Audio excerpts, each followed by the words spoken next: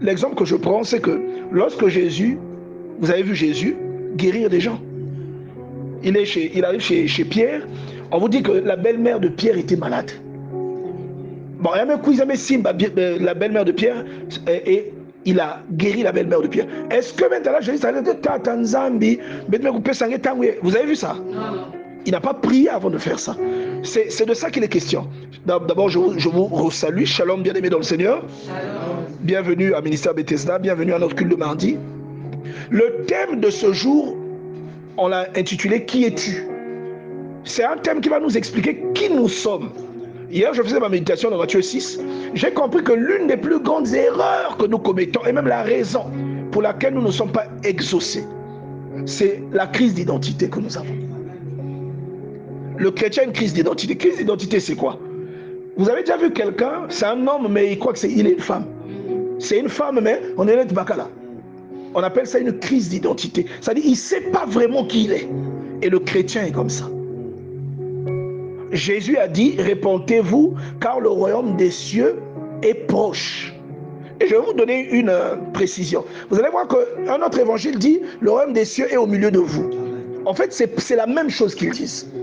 Quand on dit le royaume des cieux est proche, quand vous lisez même la version anglaise, vous allez comprendre proche, ça ne veut pas dire que ce n'est plus loin, non. Proche, ça veut dire que c'est à proximité, c'est-à-dire que c'est à côté de toi. Mais le royaume des cieux, c'est quoi? C'est l'influence et le règne de Dieu dans quelqu'un. Une personne qui a l'influence et le règne de Dieu en elle, c'est une personne, il y a beaucoup de choses qu'elle ne fait pas, que tout le monde fait, mais qu'elle, elle ne fait pas, mais il y a les résultats. J'expliquais à un ami très cher, un homme de Dieu comme moi, que lorsque j'ai besoin de quelque chose, je ne fais pas de longue prière. Parce que, pourquoi je le dis? Parce que je considère, Éphésiens chapitre 1 verset 3, je considère que ce dont j'ai besoin m'a déjà été donné. C'est déjà à moi.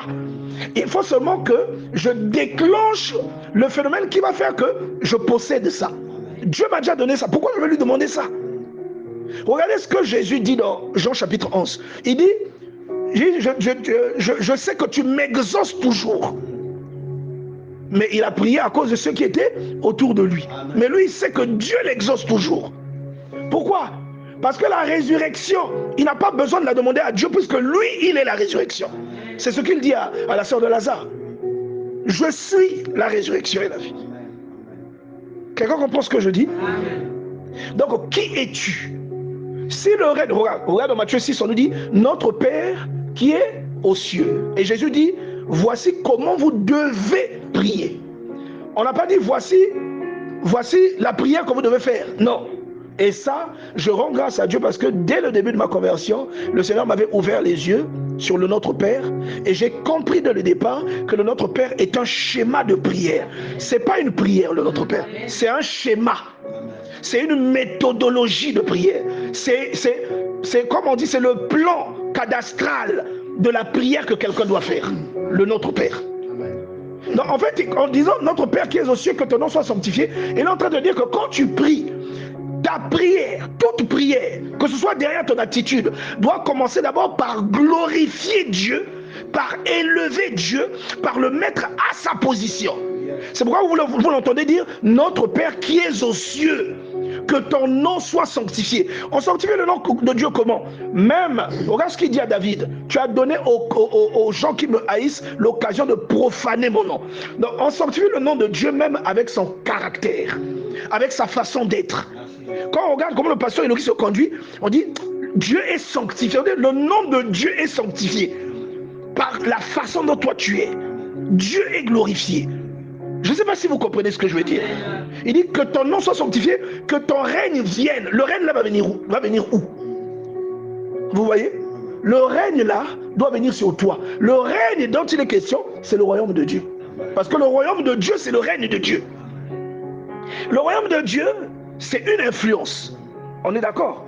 Mais c'est aussi c'est un tout qui se dépose dans quelqu'un. C'est quelque chose qui peut se déposer dans le moment Alicia. On va tous oublier le moment Alicia ici. Le royaume de Dieu, quand il se dépose dans quelqu'un, ce que la personne faisait autrefois, il ne peut plus le faire. Tu étais voleur, tu ne peux plus. Tu courais derrière les femmes, tu ne peux plus. Donc le règne, c'est ça on dit que Dieu règne dans quelqu'un. Il règne dans la vie de quelqu'un. Et je dis, qui es-tu? En fait, même le règne de Dieu qui vient dans quelqu'un, c'est la posture dans laquelle Dieu t'a introduit sur la terre. Dans Genèse chapitre 1, vous allez voir verset 27 ce que Dieu dit. Je vous parle seulement de ce chapitre. Et Dieu, dans Genèse 1, verset 27, il dépose l'homme au-dessus de toute sa création. C'est pourquoi même l'homme est créé à la fin. Il crée tout. Et il prend l'homme, il le crée à la fin.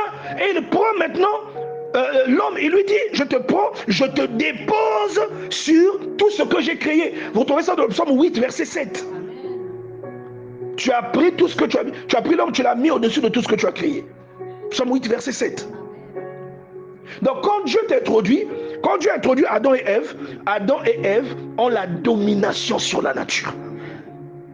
Ils dominent. Voilà pourquoi Jésus était exactement comme Adam.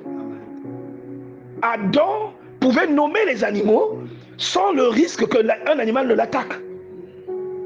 Quelqu'un comprend cela? Il n'y avait aucun risque. Même si c'est un bulldog, même si c'est un berger allemand, même si c'est un pitbull, si c'est ton chien et qu'il est bien dressé, le chien là, il sait que ça c'est mon maître. Mais les autres auront peur de lui. Il va les attaquer. Mais toi, il ne t'attaque pas. Vous n'avez jamais entendu parler d'un chien? Il n'y a que le papa qui maîtrise le chien là. Même quand on dit les enfants, non, c'est seulement papa qui le maîtrise. Adam était comme ça, sur la terre. Pourquoi? Parce que le règne, en fait, il symbolisait Dieu, mais incarné dans un corps. Je ne sais pas si quelqu'un comprend ça. Il symbolisait, la Bible dit, faisons l'homme, Genèse chapitre 1, verset 27, à notre image, selon notre ressemblance. Et qu'il fasse quoi? Qu'il domine. Donc comme Dieu domine sur l'univers, l'homme devait dominer sur une province céleste qu'on appelle la terre. Où Dieu l'a déporté afin d'exercer l'autorité divine sur la terre.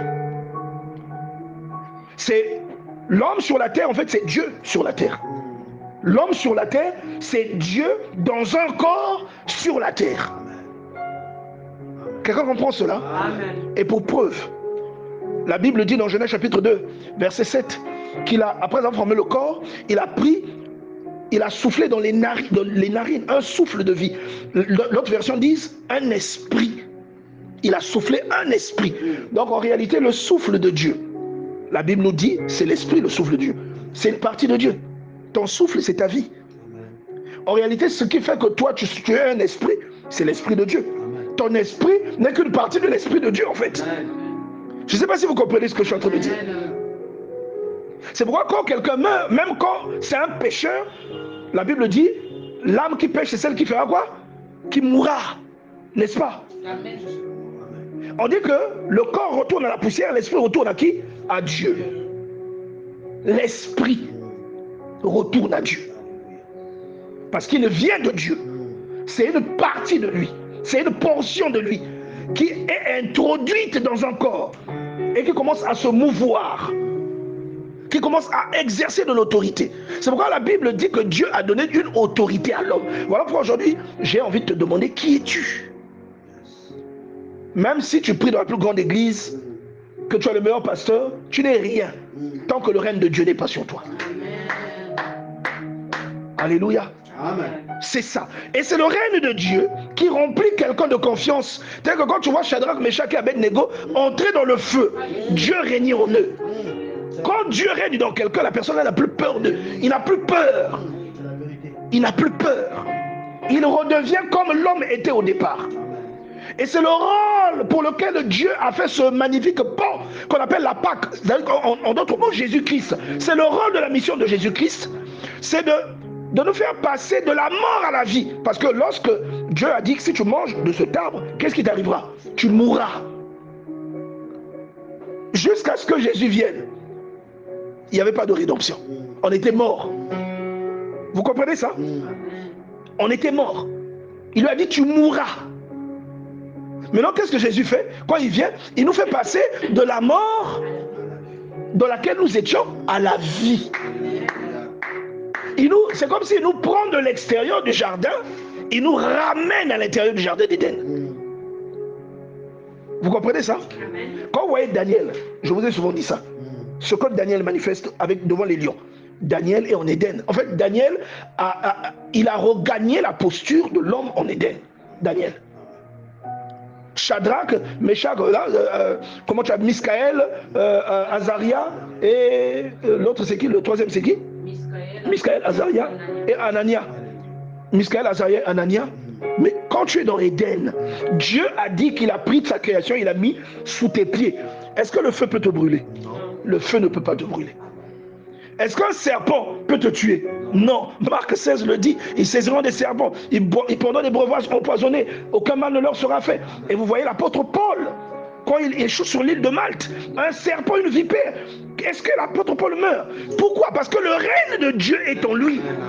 La chose qui fait que le serpent ne peut pas le tuer, c'est le feu ne peut pas. Il met sa main au feu, il ne se brûle pas. La chose qui fait ça, ça s'appelle le règne de Dieu. C'est la même chose qui fait que ce qui le touche est ouin. Quand on applique ses linges sur quelqu'un, la personne est désenvoûtée, la personne est guérie. C'est la même chose qui provoque ça. C'est le règne de Dieu. C'est pourquoi recherchant le règne de Dieu, on doit s'évertuer. Tant que le règne de Dieu n'est pas là, on est des figurants. Je vous dis la vérité. Tant que le règne de Dieu n'est pas là, en nous, on perd notre temps. Jésus n'est pas venu apporter aux gens des dénominations. Pour dire que moi je suis de ministère Bethesda, moi je suis de... Il n'est pas venu apporter aux... je suis de... Il est venu apporter aux gens le règne. Le règne est là, reçois-le. Je ne sais pas si vous comprenez. Ce n'est pas une dénomination. C'est pas une dénomination, ou bien sous la voûte d'un pasteur, que non, moi je suis du pasteur un tel, que c'est ça qui va vous donner ce que Dieu... Non, c'est pas ça. Ce qui donne ce que Dieu a, tout ce qui vous met dans le plan parfait de Dieu, c'est le règne de Dieu en vous. C'est tout. Et vous avez, avant la manifestation terrestre de Jésus-Christ, beaucoup de personnes, les patriarches, qui ont manifesté cette condition de quelqu'un qui reprend la domination sur la nature. C'est comme s'il est au-dessus de la nature. Vous voyez Élisée faire flotter une hache. Non, vous êtes sérieux? La partie du fer de la hache flotte dans l'eau. Vous avez vu ça où? Hein? La nature est maintenant en dessous de ses pieds. Est-ce que vous comprenez? Et il est arrivé parfois des moments où vous avez atteint ce point. Parce que moi, je me souviens, il y a des témoignages que je peux te donner, je dis, ça c'est le règne de Dieu. Et tu essaies de reproduire ça demain, comme on n'est pas souvent constant. Mais ça, c'est le règne de Dieu. Ah oui, ça a un coût. Le règne de Dieu a un coût. Vous voyez? Et l'apôtre Paul vous dit, n'attristez pas le Saint-Esprit, par lequel vous avez été scellés. Ne l'attristez pas. Pourquoi il dit ça? Parce qu'il y a une conséquence. Quand tu fais une chose qui attriste l'Esprit de Dieu, il y a une conséquence. Il y a une dégradation parfois de ce que tu reçois. Tu vois? Amen. Et j'ai l'habitude de dire que Dieu ne varie pas. Dieu est au même endroit. C'est nous qui montons et qui descendons. Vous voyez? Maintenant, si le règne de Dieu est en toi, comme dans Isaac, ça veut dire que tu es un porteur de bénédiction. Parce que le règne de Dieu entraîne des choses. Si le règne de Dieu est en toi, tu portes la bénédiction. Regarde, Dieu dans Genèse chapitre 9, il bénit Noé et ses fils. Il bénit Noé et ses fils. Et quand Dieu te bénit, plus personne ne peut te maudire. Je vous ai déjà raconté ça. Il bénit Noé et ses fils. Donc, mais pourtant, vous voyez que les petits-fils n'étaient pas bénis. Du moins pas automatiquement. Parce que Noé, son fils, déconne, il ne peut plus maudire son fils parce que Dieu l'a déjà béni. Qu'est-ce qu'il fait? Il fait ce qu'on appelle le catisage. Il va attraper, il va se venger chez le petit-fils. Il va maudire son petit-fils. Vous comprenez? C'est la même raison pour laquelle vous voyez que Isaac est obligé de bénir ses enfants. Et pourtant on peut se dire, mais moi si je suis béni, Yann Jonathan est béni. Si tu es béni, Kevin est béni. Normalement. C'est pas ça? Amen. Mais il est obligé. Ça c'est quand Christ vient, toutes ces choses-là ne valent plus rien parce qu'en Christ nous sommes bénis. Mais à l'époque, tu es obligé de faire, d'incliner le vase pour que l'huile la coule sur l'autre.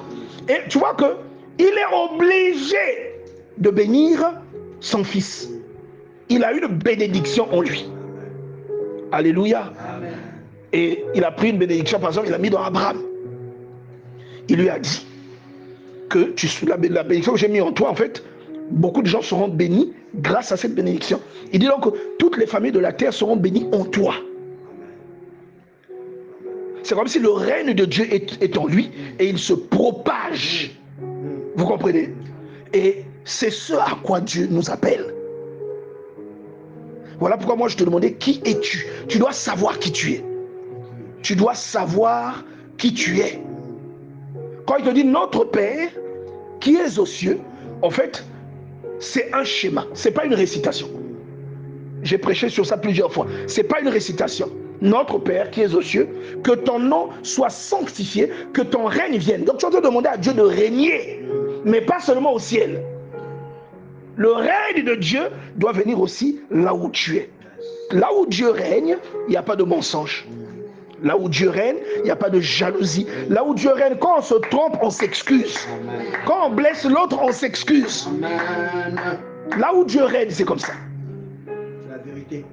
Et il dit que ta volonté. Beaucoup d'entre nous, on veut faire notre volonté. Alléluia. Beaucoup d'entre nous, on veut faire notre volonté. Quand tu comprends ça, tu ne gères plus les frustrations. Tu comprends pourquoi je te dis ça? Quand tu comprends ça, tu ne gères plus les frustrations. Tu n'as plus le temps. Parce que tu sais que quand c'est la volonté de Dieu, c'est une fois avec action. Tu ne gères plus les frustrations. Est-ce que oui? Mais est-ce que c'est non? Donc peut-être que sa volonté, seule sa volonté, doit prédominer. Que ta volonté soit faite sur la terre comme au ciel. C'est une façon de dire, comme ta volonté se fait dans le ciel, elle doit également se faire sur la terre. Et je veux te dire que ton esprit est beaucoup plus sensible aux injonctions de Dieu que ton corps, que ta chair, j'allais dire. Comprenez ça? Ton esprit est beaucoup plus, il est de la même nature que Dieu.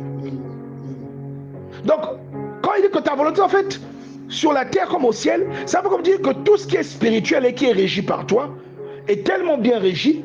Je te prie, viens aussi dans ma vie, viens aussi dans ce monde régir. Pour preuve, regardez. Vous allez vous dire, mais pourquoi Jésus dit ça? La volonté de Dieu ne se fait pas déjà sur la terre. Je vais vous dire, c'est très compliqué. Hein? C'est très compliqué. Parce que pourquoi il demande que nous demandons que la volonté de Dieu se fasse sur la terre comme au ciel? Pourquoi? Est-ce qu'au ciel, il y a des maladies? Est-ce que vous voyez la différence entre la volonté parfaite de Dieu qui est au ciel et le fait que sur la terre, la volonté est là, mais elle n'est pas toujours parfaite. Elle est souvent permissive. Vous voyez? Il n'y a pas de maladie au ciel. Ça, c'est la volonté de Dieu. Et Dieu veut que même nous, que nous ne tombions pas malades. Mais est-ce que c'est le cas? Des fois, nous tombons malades. On a des caries, on a le palu, on a des boutons. C'est pas la volonté de Dieu, ne veut pas que tu aies des boutons.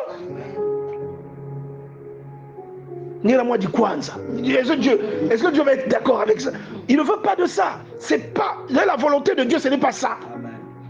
Et souvent sur la terre, ce qui arrive, c'est la volonté permissive. Il permet. Vous voulez faire des guerres, faites vos guerres. Il est en train de voir comment un oncle est en train de violer sa nièce. Une nièce de 5 ans. Mais lui, c'est un papa. Il voit. Ce n'est pas sa volonté. Pourquoi il n'intervient pas? Pour dire, toi, qu'est-ce que tu fais? Ou bien dès que l'oncle l'a fini de faire, après il meurt. Ceux qui violent les femmes en RDC, pourquoi ils ne meurent pas systématiquement?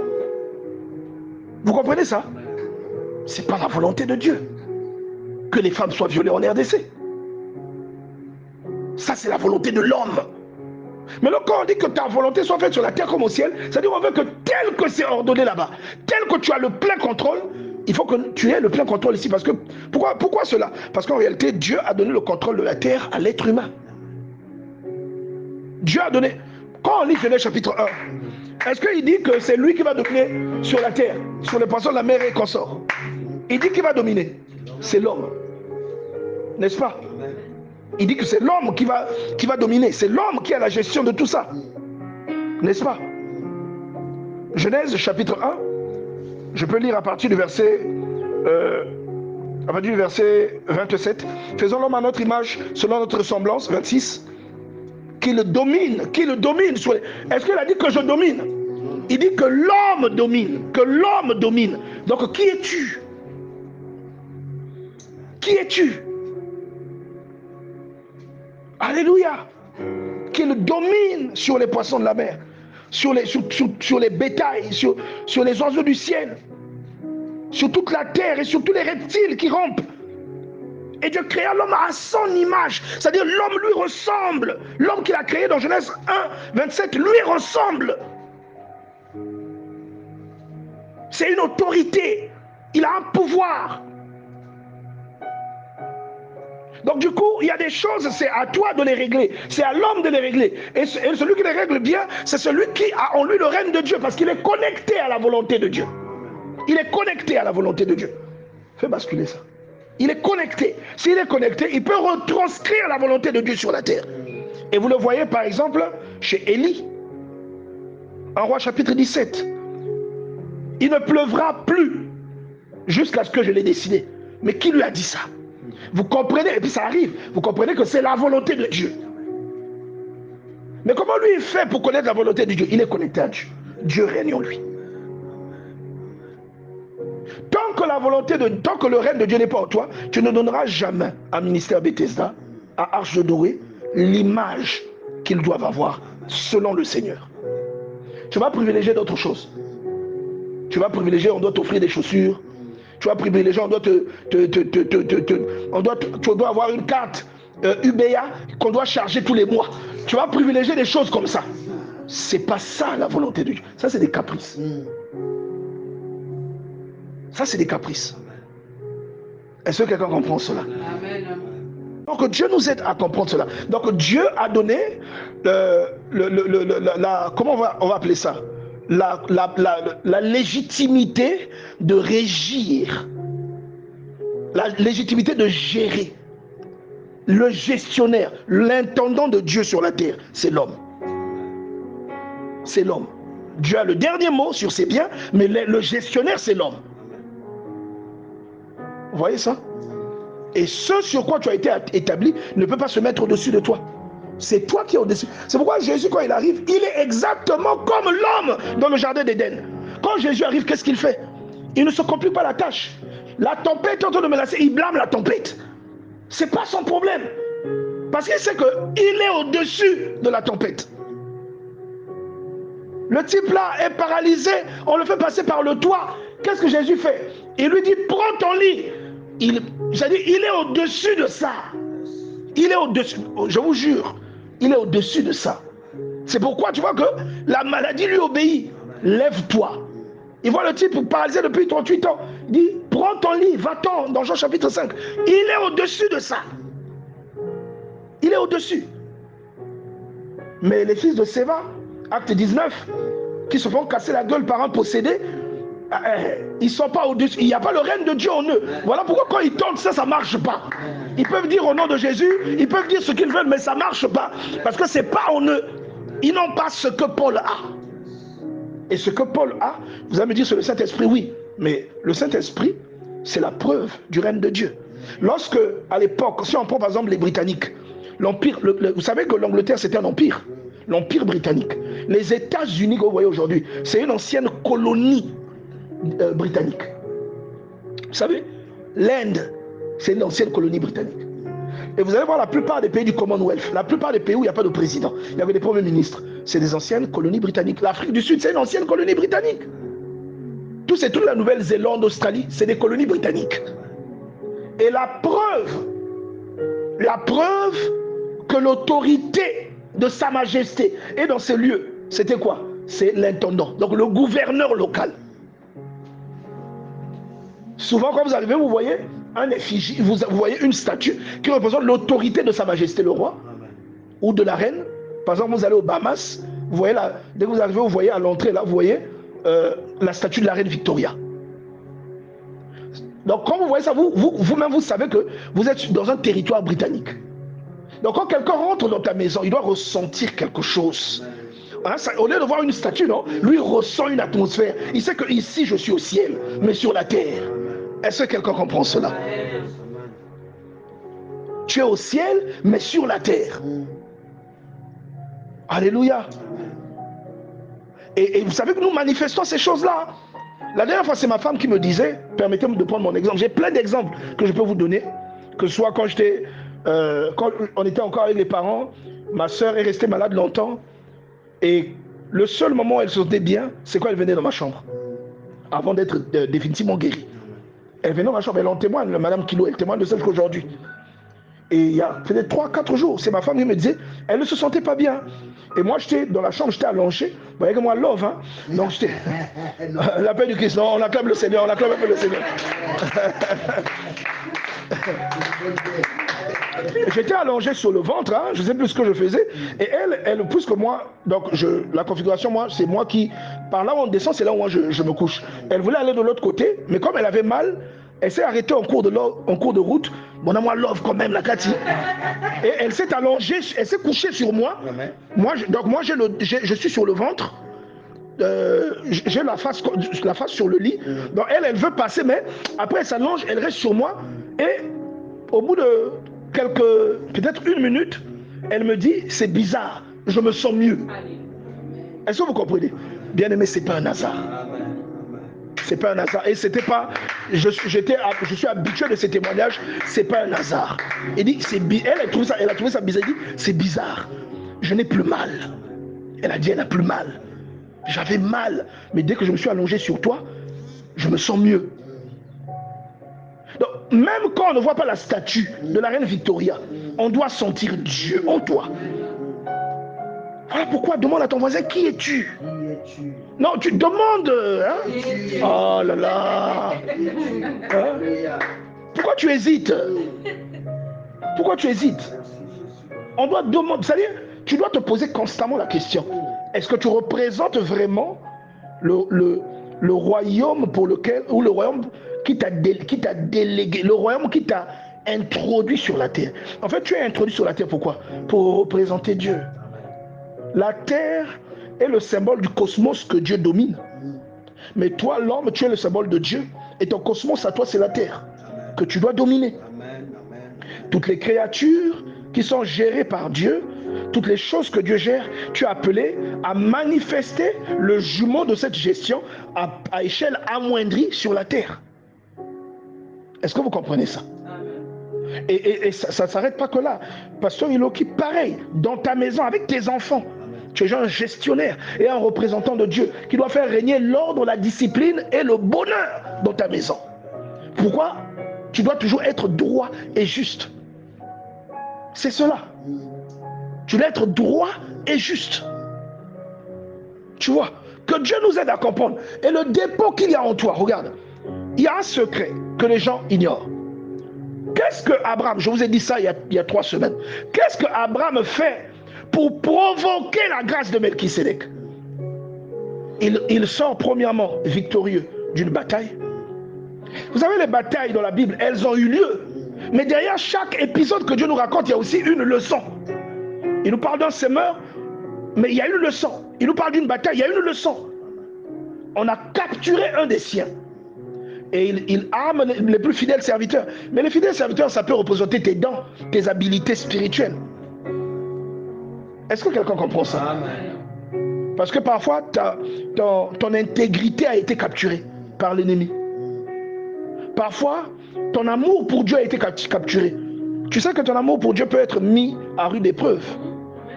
Il suffit seulement que ce que tu attends ne vienne pas. Tu attendais une chose, après, paf.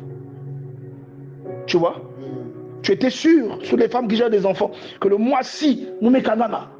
Ah, il y a mon assorti, mécanama. Parfois, tu es en train de louer dans un culte. Après, tu sais, oh, mais tu vas aux toilettes comme ça, tu as saigné. Tu sais, quand tu vas revenir là, si tu n'es pas forte, tu ne vas plus louer. Là, c'est vrai, on a capturé ton implication, on a capturé quelque chose.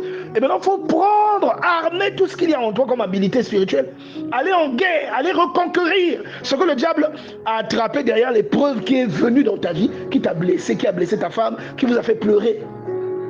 Est-ce que tu comprends ça? Je ne sais pas si vous comprenez. Je vous assure. Et tu vas reconquérir. Et tu sors victorieux. Quand tu reviens, qu'est-ce que Dieu fait? Il va forcément te recevoir. Forcément te recevoir. On n'a pas reçu Abraham parce qu'il avait tué des gens. Melchisédek est allé rencontrer Abraham parce qu'il est revenu victorieux. Il a délivré les captifs. Et la Bible dit que Abraham lui a donné la dîme de tout. Et Melchisédek lui a donné du vin et du pain, c'est-à-dire la vie de Dieu. Parce que c'est la même chose que Jésus fait avec les disciples. Vous voyez? C'est Dieu qui donne sa vie. Vous voyez? Je ne sais pas si vous comprenez ça. Donc, c'est pourquoi le dépôt qu'il y a, en fait, ce que toi tu veux, et je vous l'ai dit il y a 3 semaines, ce que toi tu veux, ça peut se trouver chez elle. Ce que toi tu veux, ça peut se trouver chez lui. C'est comme ça. C'est comme ça. Vous voyez? Et moi, je suis en train de voir, par exemple, le nombre de témoignages qu'on a eu, même ces 6 derniers mois. Je vais dire même toute cette année. Il y a eu des témoignages incroyables, des témoignages qui s'arrêtent entre nous. Il y a des témoignages que l'on donne pendant les cultes, mais Dieu a travaillé. Dieu a béni. Dieu a donné. Dieu a délivré. Et les témoignages sont là. Tout le monde a constaté une migration. Vous voyez? Mais, vous voyez, on voit tout de suite que ces choses-là étaient enfouies dans Bethesda. Tout à l'heure, on a parlé de ce que tu as vécu. Bon, pourquoi depuis ce temps-là, tu ne manifestais pas ça? Tu vois que c'était enfermé quelque part. Maintenant, qu'est-ce que tu as dû faire? Tu as dû t'humilier. Est-ce que tu vois ça? Quand vous lisez Genèse chapitre 27, Isaac est devenu vieux. Il dit à son fils préféré, il lui dit, je suis devenu vieux, je vais bientôt mourir, va à la chasse. On l'a vu, c'était son fils préféré, on dit que c'était son fils préféré. Pourquoi? Parce qu'il lui préparait souvent de la bonne nourriture. C'était un cuistot, hein? Un cordon bleu. Amen. Et on dit ça, on dit que Isaac, Rebecca aimait Jacob, c'était un homme tranquille, qui ne sortait pas, mais Isaac aimait Ésaü, parce que Ésaü était chasseur et que lui préparait Madia. Il lui préparait la bouffe, Damas. Vous voyez ça? Et il dit que quand il préparait, c'était un cordon blanc, un cordon bleu. Et il lui a dit, va, chasse, prépare, donne-moi à manger, afin que mon âme te bénisse. Donc lui, il ne pouvait pas bénir son enfant comme ça. Il ne pouvait pas bénir son enfant comme ça. Dis avec moi l'échange. Donc tu n'as pas bien dit ça, dis avec moi l'échange. Il y a un dépôt en toi qui peut bénir quelqu'un d'autre. Par exemple, ce que je suis en train de faire, c'est un dépôt en moi qui bénit quelqu'un, qui vous bénit. Il y a un dépôt en toi qui peut me bénir. Vous comprenez ça? C'est pourquoi moi j'appelle ça courtiser Dieu. Courtiser Dieu. Il y a des choses quand vous faites, bien aimé, tu n'as pas de questions à te poser. C'est un principe, tu sais que ça va arriver. Je vous jure, quand on a planté l'avocatier là, l'avocatier était là-bas, on l'a déplacé. On a planté l'avocatier là, de l'autre côté. On a fait de la place là-bas, on a mis de l'autre côté. En plantant l'avocatier, on savait qu'il allait pousser. Vrai ou faux? D'où vient la certitude que l'avocat là va pousser? Parce que je sais que c'est un principe. Vous comprenez ça? C'est un principe. Seulement, pour la plupart d'entre nous, les principes arrêtent à des choses palpables. C'est-à-dire, principe. Hein? Fleur rose, ça tombe là, fleur rose, principe.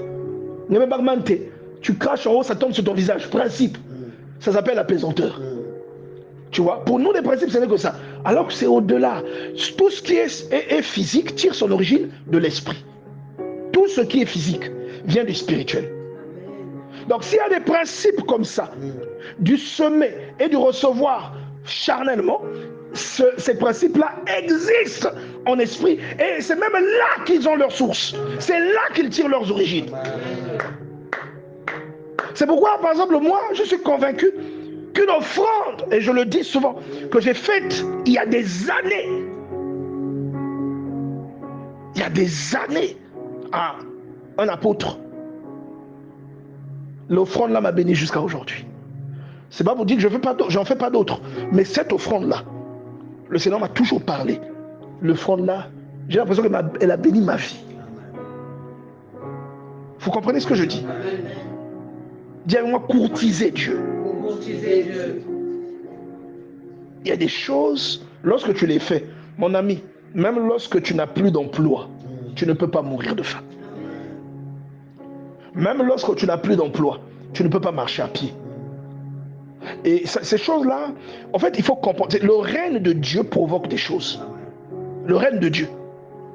Vous pouvez être 2 chômeurs, mais toi, tu es un chômeur 2.0. Tu es un chômeur pro max. Je ne sais pas si tu comprends ce que je veux dire. Tu vois. Pendant que les autres chômeurs payent le billet de comment tu appelles ça, Océan du Nord, toi tu payes le billet d'avion. Tu es un chômeur. Tu vois bien que c'est différent. C'est pas pour dire qu'eux ils peuvent pas payer, mais parfois avec tout ce qu'on a à faire, on peut se retrouver limité. Mais toi, Dieu s'assure pour que tu ne vives pas cette limitation. Est-ce que vous comprenez ce que je vous dis? Dis avec moi le règne de Dieu. Est-ce que vous avez remarqué Jésus dans son parcours, dans tout ce qu'il faisait?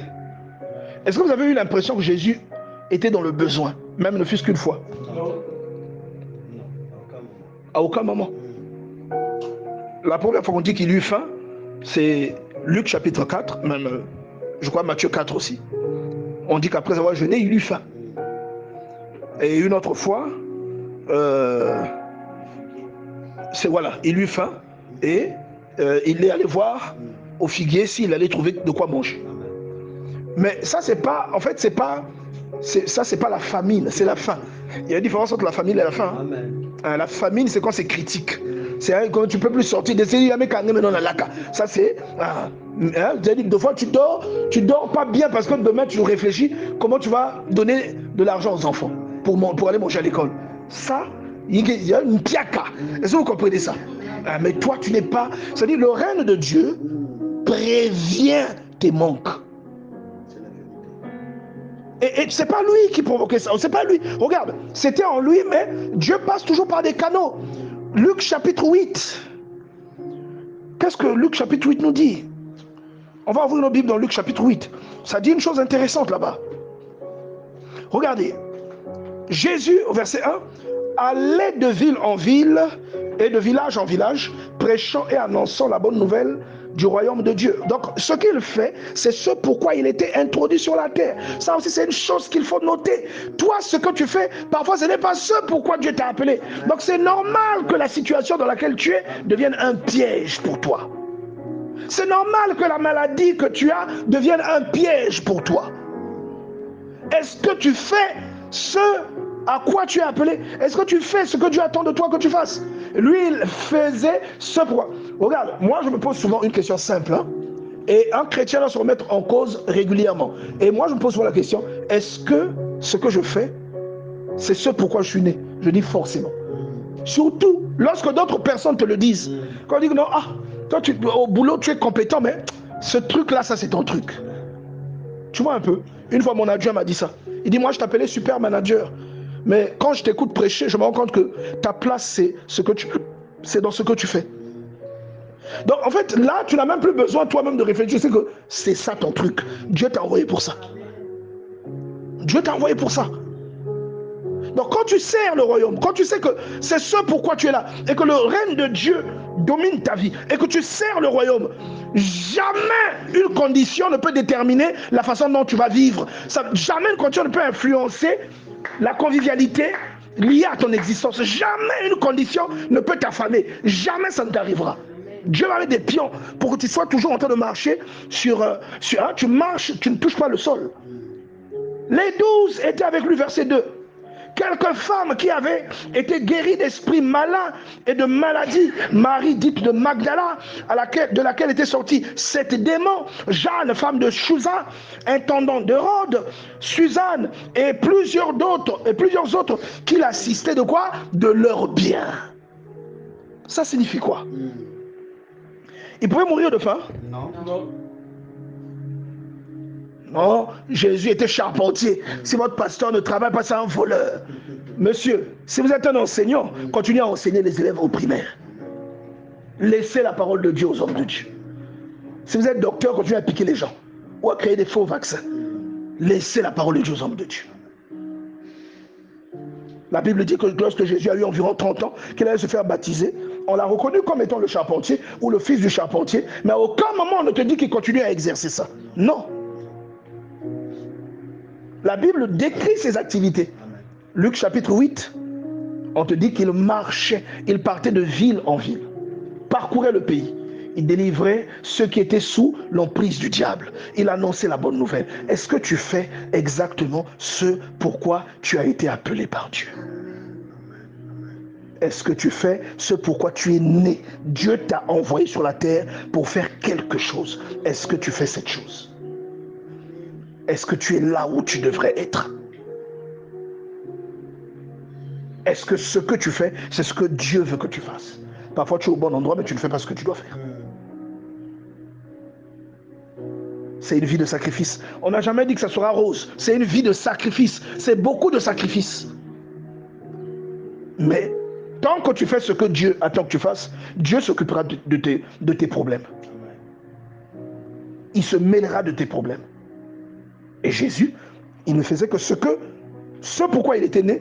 Et la Bible dit qu'il y avait des gens qui étaient là pour prendre soin de lui, pour l'entretenir. Alléluia. Et c'est pour vous dire qu'il y a aussi des gens qui ont cet appel d'entretenir quelqu'un. Je vous dis la vérité. Hein. Amen. C'est la vérité. Leur grâce est cachée dans cette activité qu'ils font vis-à-vis de quelqu'un ou de plusieurs personnes. Mais Dieu les a appelés pour ça. La libéralité, c'est aussi un don. Dieu les a appelés pour ça. Maintenant, imagine si la femme de l'étendard d'Hérode, elle avait bailli. Elle ne jouerait pas son rôle. Elle mettrait en difficulté les activités pour lesquelles Dieu a introduit Jésus. Je ne sais pas si vous comprenez ce que je dis. Amen. La femme de Sarepta refusant de subvenir à la requête d'Élie, qu'est-ce qui se serait passé? Mais pourtant, vous voyez que lorsqu'elle subvient aux requêtes à la requête que Élie avait posée, ça lui sauve la vie. Amen. Ça dépanne Élie, mais ça lui sauve la vie. Demande à ton voisin, qui es-tu? J'ai même envie de te demander, qu'as-tu? C'est-à-dire, qu'est-ce qu'il y a en toi? Tu vois? Qu'est-ce qu'il y a en toi?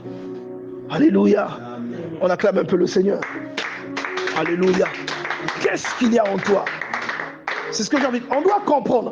Parce que regarde, Dieu ne tient pas en compte le fait que vous soyez, je ne sais pas, dans tel quartier ou dans telle église. Pour lui, est-ce que Dieu règne en vous? C'est tout. Que ton règne vienne, que ta volonté soit faite sur la terre comme au ciel. Prends soin de moi, prends soin de nous. Donne-nous aujourd'hui notre pain de ce jour. Prends soin de nous. C'est autant dans l'activité buccale, c'est-à-dire ce qui a un rapport avec le ventre, mais autant ce qui est spirituel, d'après Luc 4 ou d'après Deutéronome chapitre 8. L'homme ne se nourrit pas de pain seulement, mais de tout ce qui sort de la bouche de Dieu. Donc, est-ce que... On doit se poser ces questions-là. Tu vois? Il faut vraiment que tu passes. Est-ce que Dieu règne en toi? Est-ce que le règne de Dieu est là? Est-ce que le règne, quand on est le royaume de Dieu, parce que le diable a un royaume aussi, hein? Le royaume du diable. Les Songo Tobo, les sangueurs, eux, ils travaillent pour le règne du diable. Amen. Vous voyez? Les voleuses, briseuses de foyer, les calomniateurs, les perturbateurs c'est-à-dire les gens qui viennent de l'église seulement pour perturber. Ils travaillent pour le diable. Et il y a des maisons où avant c'est le diable qui régnait, mais aujourd'hui c'est Dieu qui règne. C'est-à-dire le règne de Dieu a remplacé le règne du diable. Il y a même des personnes, parfois parmi nous, quelqu'un qui avant c'était le diable qui régnait en toi. Comment tu t'habillais, comment tu parlais, comment tu te comportais, c'est le diable qui régnait en toi. Les habitudes que tu avais, c'est le diable qui régnait en toi. Et aujourd'hui, on a vu que le règne de Dieu a remplacé le règne du diable qui était en toi. On appelle ça un shift. Le royaume de Dieu a remplacé le royaume du diable. C'est-à-dire, en toi, ce n'est plus le diable qui est roi, c'est Dieu dorénavant qui règne. Et tu vas la transformer en un instrument. Tu commences à faire les choses pour lesquelles Dieu t'a introduit sur la terre. Il n'y a pas plus belle activité que de faire ce pourquoi Dieu t'a introduit sur la terre. Il n'y a pas plus belle activité, plus puissante. Vous ne serez jamais à votre place que lorsque vous ferez ce pourquoi Dieu vous a envoyé sur la terre. C'est la vérité. Il y a des ingénieurs qui ne sont pas appelés à être ingénieurs toute leur vie. Vous voyez ça? Regardez Mamadou Karambiri, directeur de la compagnie aérienne, directeur de la chambre de commerce, directeur je ne sais pas de quoi. Directeur, en même temps, il a accumulé plusieurs postes. Mais il n'était pas appelé à ça. Dieu lui dit, dans 15 ans, tu m'arrêtes tout ça. Il était jeune quand il a démissionné. Le président a refusé sa démission. Il a dit, va réfléchir. Si tu te casses la gueule, tu reviens. Il dit, non, je démissionne. Il était jeune. Il a commencé l'église chez lui. Oui, Mamadou Karambiri a commencé chez lui, dans sa maison, dans son salon. Oui, pendant des années, il va lire son histoire, il va écouter ses témoignages, il témoigne de ça lui-même. Quand il quittait le boulot, avant d'arrêter complètement, il s'arrête là où il y a les fous, il s'arrête là, il se met debout, il prie. Il démarre sa voiture, il est parti, il fait ça tout le temps. Et un jour, il n'y avait plus de fous. Il y a quelqu'un qui, un des employés, fait lui demander, monsieur, quand vous venez là, vous faites quoi? Il dit, je prie. Mais est-ce que vous savez que chaque fois que vous venez là, quand vous partez, il y a des fous qui guérissent? Et quand il a arrêté son boulot, il était plus aisé. Hein, et il est rentré il dit que c'est un homme de caractère. Donc il a obligé ses enfants à manger le riz. Il dit que eux, ça les a fait souffrir. Ils ne s'en rendaient pas compte, mais il était obligé de faire ça. Il ne pouvait plus manger comme il voulait. C'était le riz.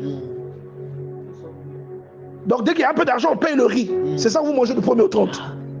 Pourquoi? Parce que papa a laissé le boulot. Qui lui a dit Dieu? Bon, imaginez les moqueries. Imaginez les moqueries. Il y avait des attroupements. Est-ce que vous voyez ça?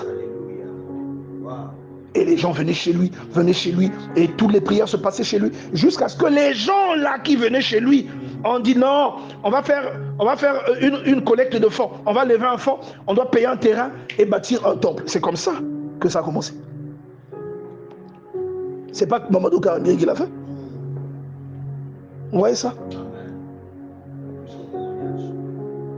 Donc il faisait, et Dieu lui avait dit, il gagnait beaucoup d'argent, mais Dieu lui avait dit, tu m'arrêtes ça. Mais ce qu'il a eu après, c'est plus que tout ce que... Il a été décoré plusieurs fois par le gouvernement burkinabé, plusieurs fois. Décoré, chevalier de l'ordre du mérite. Oh, mais quand tu es décoré, tu es exempté de certaines tâches. Quand tu entends en Angleterre, sœur Intel, sœur Alex Ferguson, mais il est anobli. Quand on te décore là, c'est que tu n'es plus comme tous les autres citoyens. Ça dit que tu es un citoyen d'une valeur prépondérante. D'une valeur, comment? Bon, ici aussi il y en a. Mais peut-être pas les bonnes personnes, mais il y en a. Il y en a. Oui, il est chevalier. Il y a beaucoup de personnes qui sont décorées. Mais est-ce que ce sont les bonnes? Là, on rentre pas dans la polémique. Amen. Amen. Mais vous comprenez que lui, il a été décoré, pas dans le cadre de ce qu'il faisait, mais en tant que pasteur, en rapport avec ses activités d'homme de Dieu. Il a impressionné. Dieu s'est illustré. Tout le monde a vu qu'il y a Dieu dans sa vie. Vous ne serez pas plus efficace.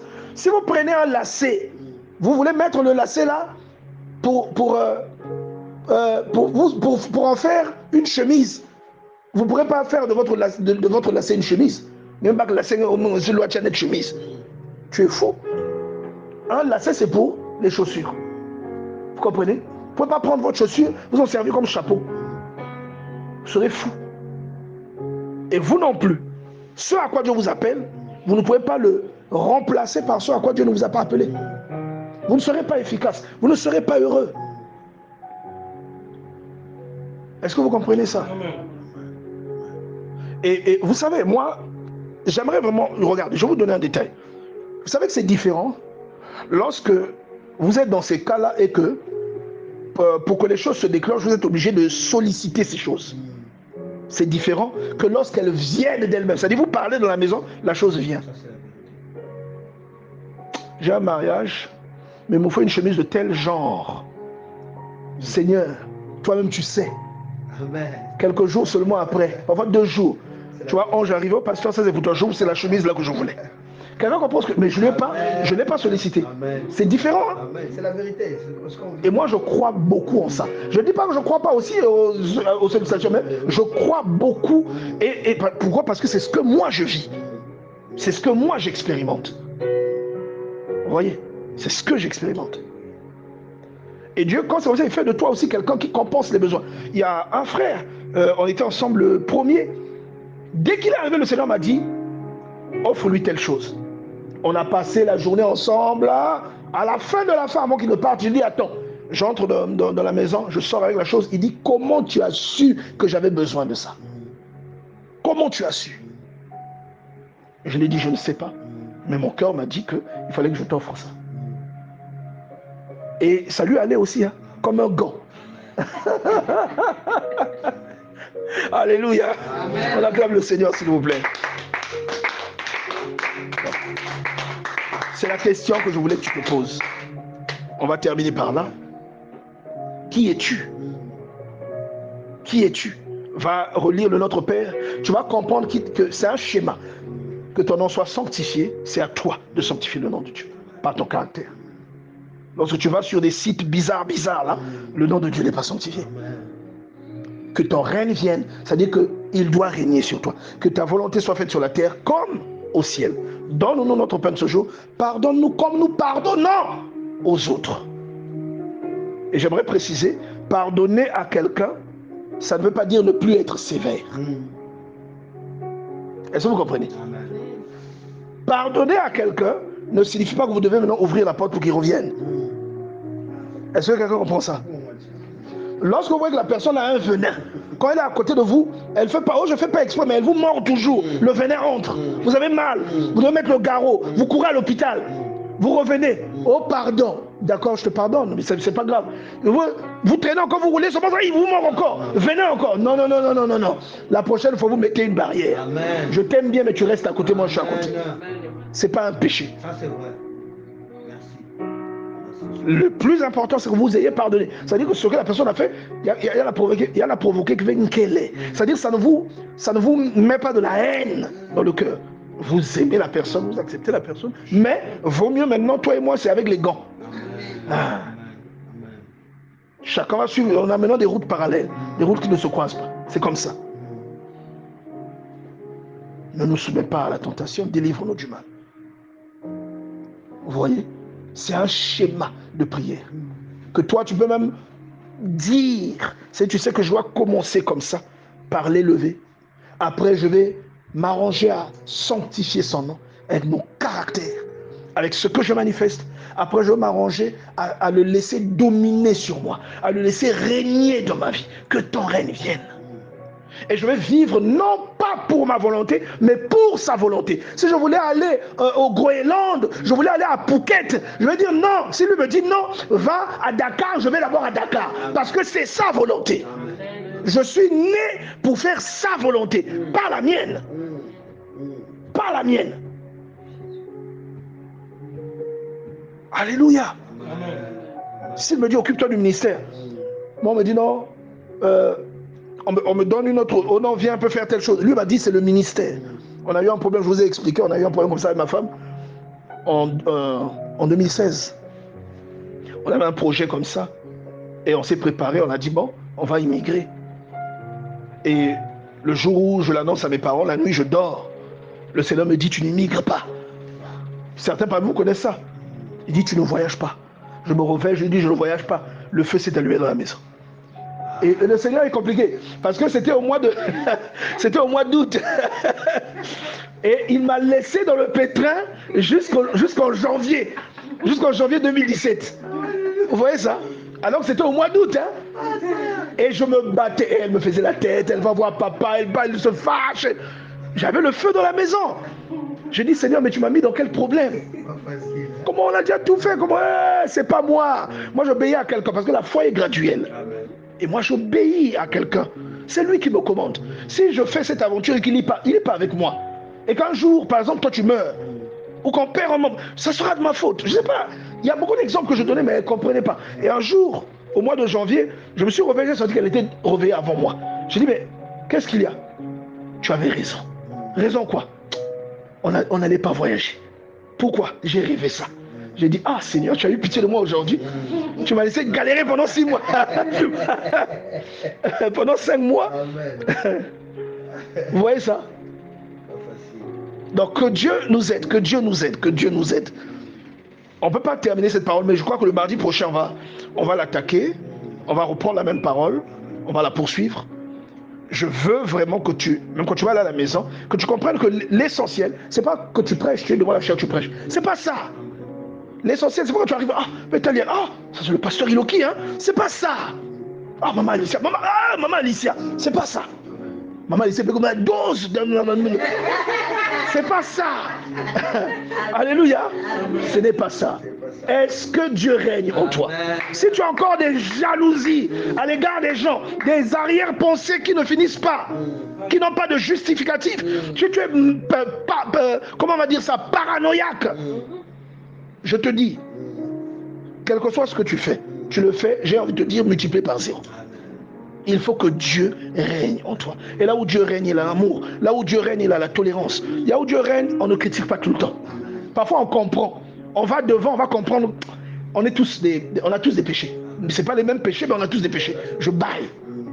C'est ça. Là où Dieu règne, il y a la tolérance, il y a la compréhension. Là où Dieu règne, on compatit. Là où Dieu règne, on veut toujours unifier. Là où Dieu règne, on cherche toujours des solutions. Et de fois, on est sévère. Moi, je suis sévère. Je suis sévère, je recadre. Mais ce n'est pas de la méchanceté, c'est de la sévérité. Pourquoi? Parce que je sais que quand Dieu confie à quelqu'un quelque chose, s'il ne le fait pas bien, par complaisance, je dis souvent à pasteur Pasilia, les histoires là, on ne joue pas au sentiment. On ne joue pas au sentiment. Si tu joues à la complaisance, c'est toi que Dieu va frapper. Il y a un homme de Dieu qu'on appelle William Branham, qui avait joué à la complaisance avec l'histoire de Dieu. Dieu a frappé, il a perdu sa femme, sa fille, son enfant, plutôt sa belle-mère. Il a perdu au moins 3 ou 4 personnes. On ne joue pas au sentiment. Alléluia. Est-ce que tu peux acclamer le Seigneur?